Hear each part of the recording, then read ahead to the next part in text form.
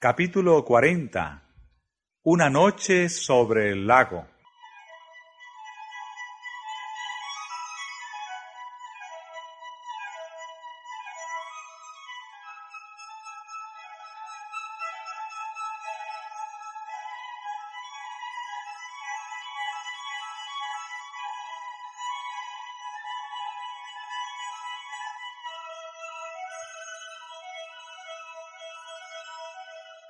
Sentada sobre la llanura cubierta de hierba, en el crepúsculo primaveral, la gente comió los alimentos que Cristo había provisto.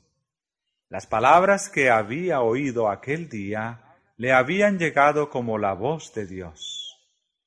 Las obras de sanidad que había presenciado eran de tal carácter que únicamente el poder divino podía realizarlas. Pero el milagro de los panes atraía a cada miembro de la vasta muchedumbre. Todos habían participado de su beneficio. En los días de Moisés, Dios había alimentado a Israel con maná en el desierto. ¿Y quién era éste que los había alimentado ese día, sino aquel que había sido anunciado por Moisés? Ningún poder humano podía crear de 5 panes de cebada y 2 pececillos, bastantes comestibles para alimentar a miles de personas hambrientas. Y se decían unos a otros: este verdaderamente es el profeta que había de venir al mundo.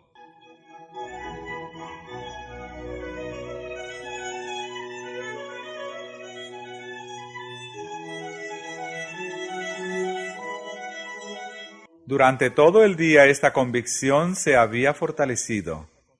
Ese acto culminante les aseguraba que entre ellos se encontraba el libertador durante tanto tiempo esperado. Las esperanzas de la gente iban aumentando cada vez más. Él sería quien haría de Judea un paraíso terrenal, una tierra que fluyese leche y miel. Podía satisfacer todo deseo. Podía quebrantar el poder de los odiados romanos. Podía librar a Judá y a Jerusalén. Podía curar a los soldados heridos en la batalla. Podía proporcionar alimento a ejércitos enteros. Podía conquistar las naciones y dar a Israel el dominio que deseaba desde hacía mucho tiempo.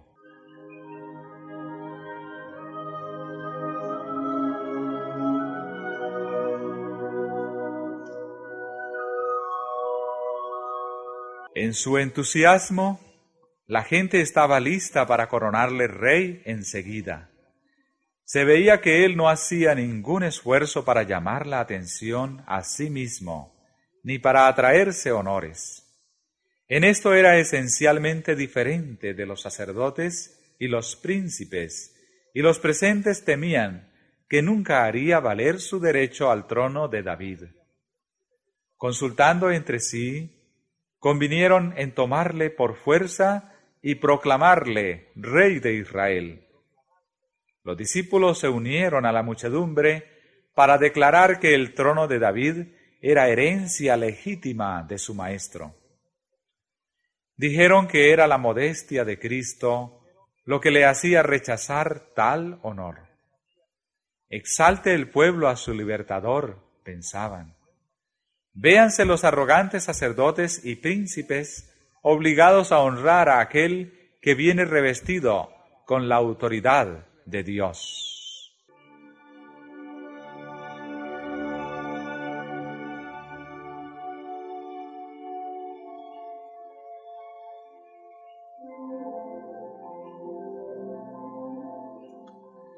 Con avidez decidieron llevar a cabo su propósito.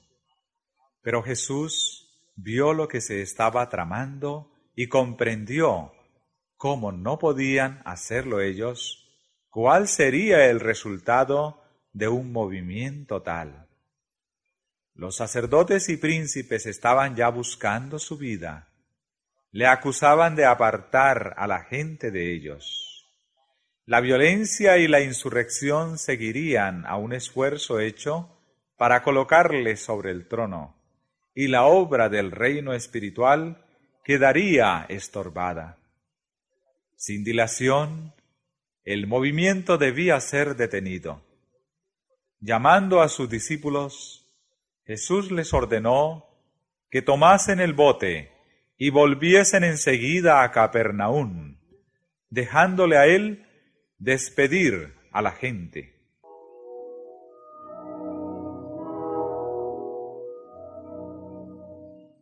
Nunca antes había parecido tan imposible cumplir una orden de Cristo. Los discípulos habían esperado durante largo tiempo un movimiento popular que pusiese a Jesús en el trono. No podían soportar el pensamiento de que todo ese entusiasmo fuera reducido a la nada. Las multitudes que se estaban congregando para observar la Pascua anhelaban ver al nuevo profeta. Para sus seguidores, esta parecía la oportunidad áurea de establecer a su amado Maestro sobre el trono de Israel. En el calor de esta nueva ambición, les era difícil irse solos y dejar a Jesús en aquella orilla desolada. Protestaron contra tal disposición, pero Jesús les habló entonces con una autoridad que nunca había asumido para con ellos.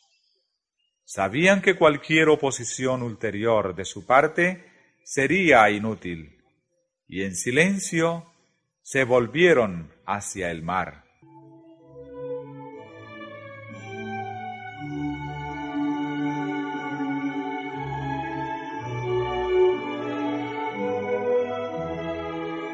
Jesús ordenó entonces a la multitud que se dispersase, y su actitud era tan decidida que nadie se atrevió a desobedecerle.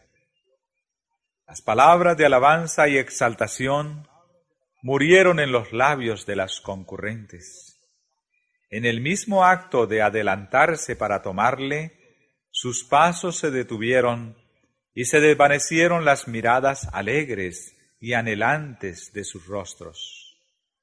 En aquella muchedumbre había hombres de voluntad fuerte y firme determinación, pero el porte regio de Jesús y sus pocas y tranquilas palabras de orden apagaron el tumulto y frustraron sus designios.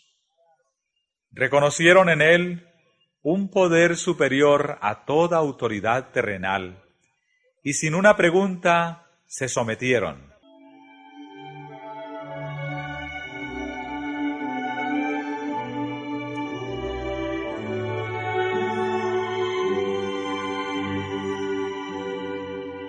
Cuando fue dejado solo, Jesús subió al monte apartado a orar.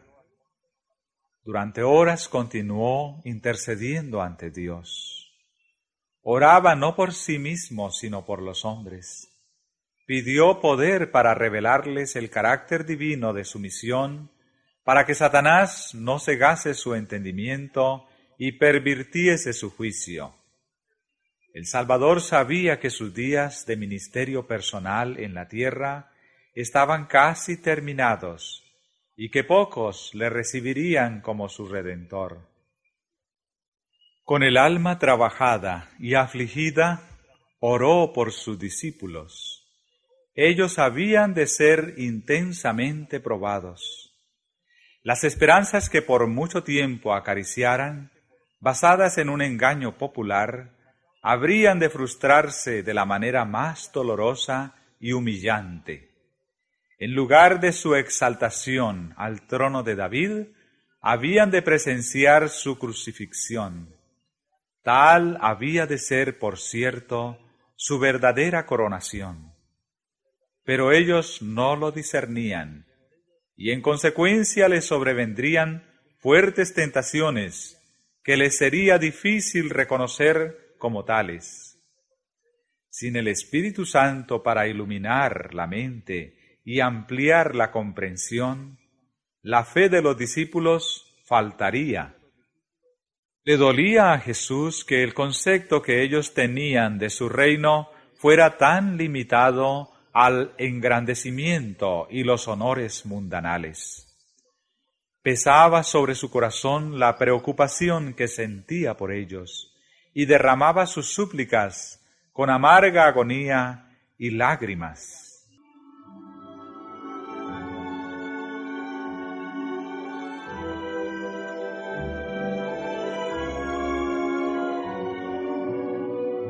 Los discípulos no habían abandonado inmediatamente la tierra, según Jesús les había indicado. Aguardaron un tiempo, esperando que Él viniese con ellos. Pero al ver que las tinieblas los rodeaban prestamente, entrando en un barco, venían de la otra parte del mar hacia Capernaum. Habían dejado a Jesús descontentos en su corazón, más impacientes con Él que nunca antes desde que le reconocieran como su Señor. Murmuraban por qué no les había permitido proclamarle Rey. Se culpaban por haber cedido con tanta facilidad a su orden. Razonaban que si hubiesen sido más persistentes, podrían haber logrado su propósito.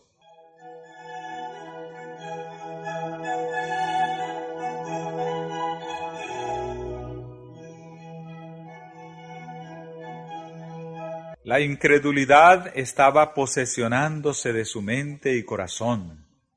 El amor a los honores los cegaba. Ellos sabían que Jesús era odiado de los fariseos y anhelaban verle exaltado como les parecía que debía serlo. El estar unidos con un maestro que podía realizar grandes milagros y, sin embargo, ser vilipendiados como engañadores era una prueba difícil de soportar.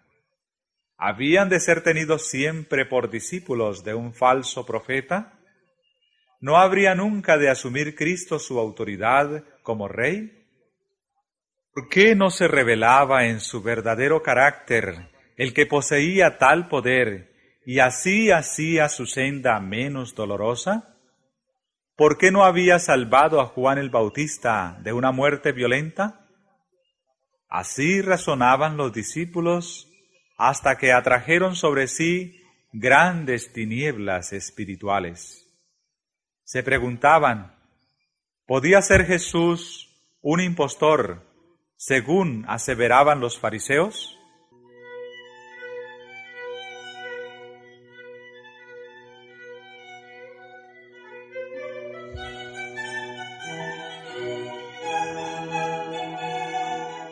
Ese día los discípulos habían presenciado las maravillosas obras de Cristo. Parecía que el cielo había bajado a la tierra. El recuerdo de aquel día precioso y glorioso debiera haberlos llenado de fe y esperanza. Si de la abundancia de su corazón hubiesen estado conversando respecto a estas cosas, no habrían entrado en tentación. Pero su desilusión absorbía sus pensamientos. Habían olvidado las palabras de Cristo. Recoged los pedazos que han quedado, porque no se pierda nada. Aquellas habían sido horas de gran bendición para los discípulos, pero las habían olvidado. Estaban en medio de aguas agitadas. Sus pensamientos eran tumultuosos e irrazonables. Y el Señor les dio entonces otra cosa para afligir sus almas y ocupar sus mentes. Dios hace con frecuencia esto cuando los hombres se crean cargas y dificultades. Los discípulos no necesitaban hacerse dificultades. El peligro se estaba acercando rápidamente.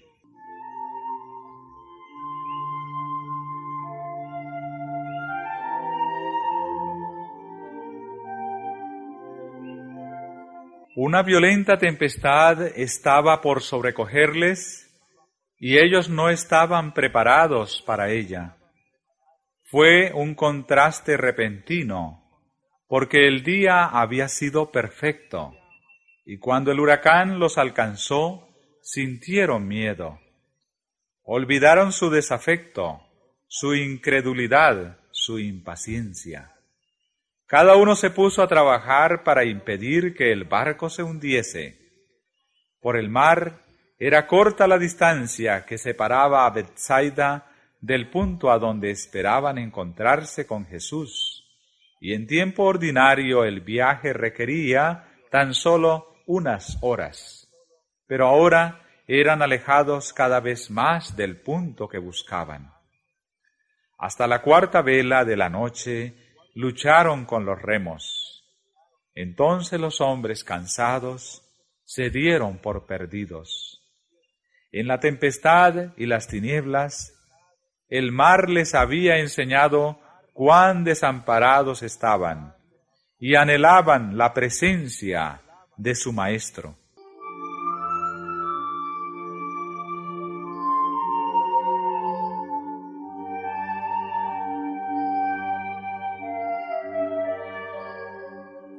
Jesús no los había olvidado. El que velaba en la orilla vio a aquellos hombres que, llenos de temor, luchaban con la tempestad. Ni por un momento perdió de vista a sus discípulos. Con la más profunda solicitud, sus ojos siguieron al barco agitado por la tormenta con su preciosa carga, porque estos hombres habían de ser la luz del mundo. Como una madre vigila con tierno amor a su hijo, el compasivo Maestro vigilaba a sus discípulos. Cuando sus corazones estuvieron subyugados, apagada su ambición profana, y en humildad oraron, pidiendo ayuda, les fue concedida.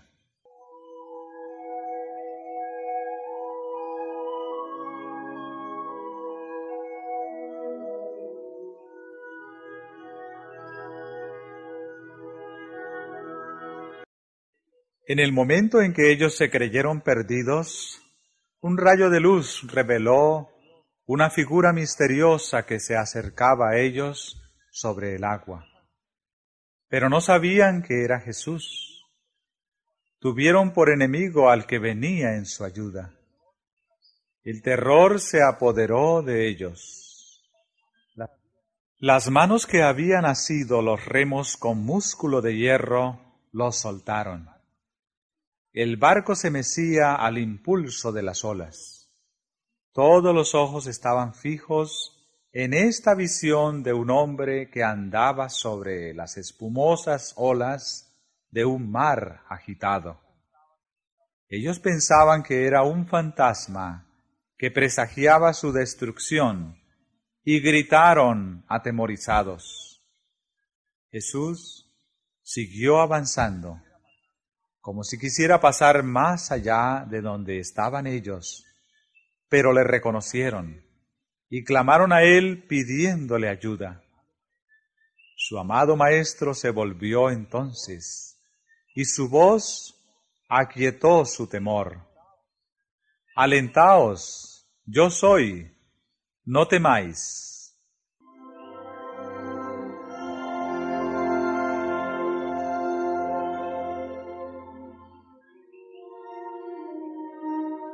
Tan pronto como pudieron creer el hecho prodigioso, Pedro se sintió casi fuera de sí de gozo. Como si apenas pudiese creer, exclamó: Señor, si tú eres, manda que yo vaya a ti sobre las aguas. Y él dijo: Ven.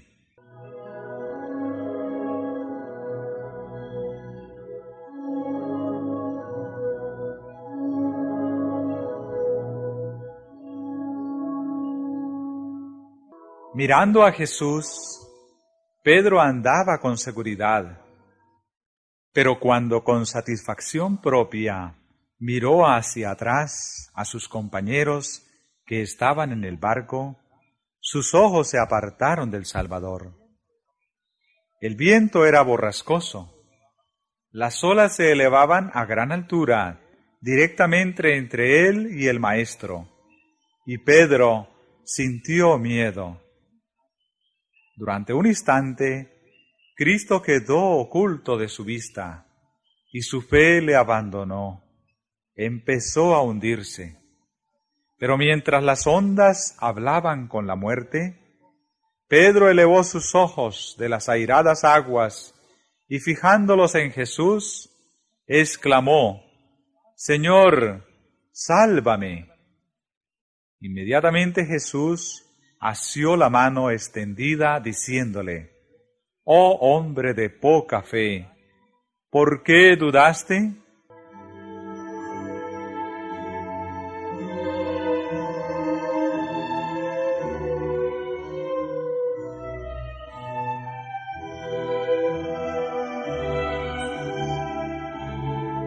Andando lado a lado y teniendo Pedro su mano en la de su maestro, entraron juntos en el barco.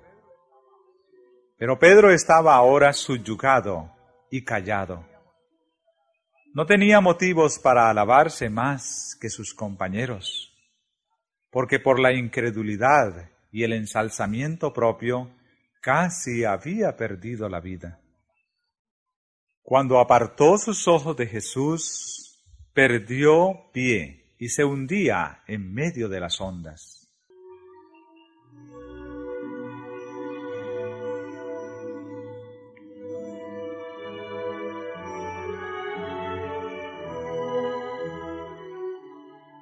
Cuando la dificultad nos sobreviene, ¿con cuánta frecuencia somos como Pedro?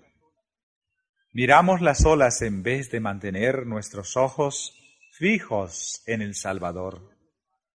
Nuestros pies resbalan y las orgullosas aguas sumergen nuestras almas. Jesús no le había pedido a Pedro que fuera a él para perecer. Él no nos invita a seguirle para luego abandonarnos. No temas, dice, porque yo te redimí.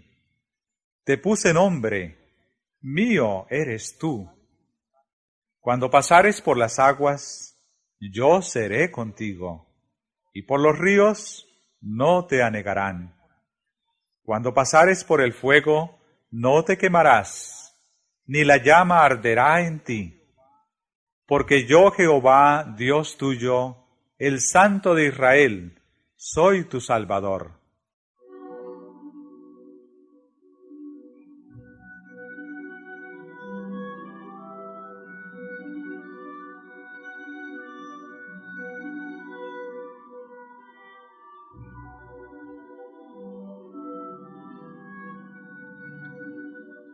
Jesús leía el carácter de sus discípulos. Sabía cuán intensamente había de ser probada su fe. En este incidente sobre el mar, deseaba revelar a Pedro su propia debilidad para mostrarle que su seguridad estaba en depender constantemente del poder divino. En medio de las tormentas de la tentación, podía andar seguramente tan solo si, desconfiando totalmente de sí mismo, fiaba en el Salvador. En el punto en que Pedro se creía fuerte, era donde era débil, y hasta que pudo discernir su debilidad, no pudo darse cuenta de cuánto necesitaba depender de Cristo. Si él hubiese aprendido la lección que Jesús trataba de enseñarle en aquel incidente sobre el mar, no habría fracasado cuando le vino la gran prueba.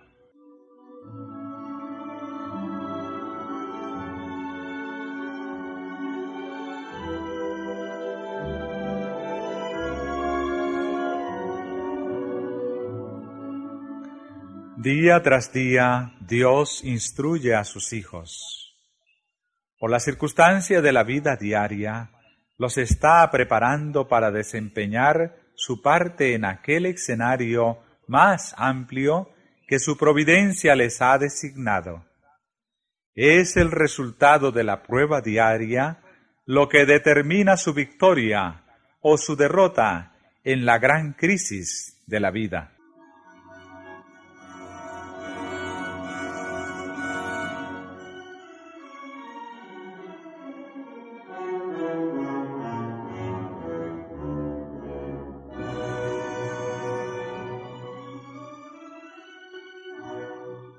Los que dejan de sentir que dependen constantemente de Dios serán vencidos por la tentación. Podemos suponer ahora que nuestros pies están seguros y que nunca seremos movidos. Podemos decir con confianza: yo sé a quien he creído. Nada quebrantará mi fe en Dios y su palabra. Pero Satanás está proyectando aprovecharse de nuestras características heredadas y cultivadas y cegar nuestros ojos acerca de nuestras propias necesidades y defectos. Únicamente comprendiendo nuestra propia debilidad y mirando fijamente a Jesús, podemos estar seguros.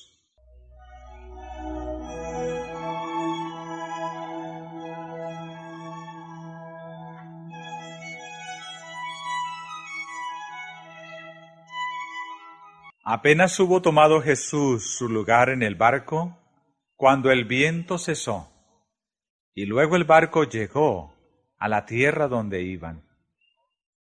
La noche de horror fue sucedida por la luz del alba. Los discípulos y otros que estaban a bordo se postraron a los pies de Jesús con corazones agradecidos, diciendo: verdaderamente eres Hijo de Dios.